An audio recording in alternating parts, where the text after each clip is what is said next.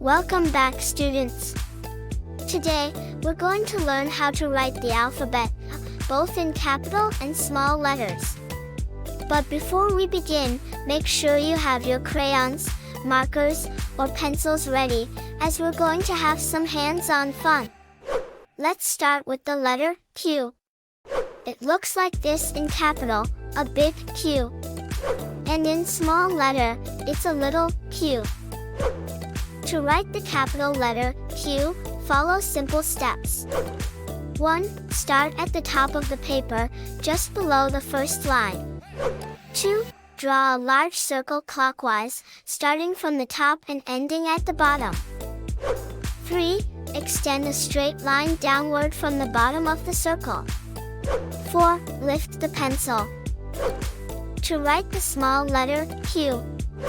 1. Start at the top, just below the second line. Draw a vertical line straight down to the fourth line. 2.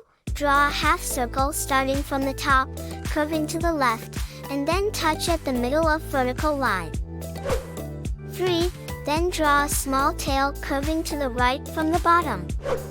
4. Lift the pencil. Great!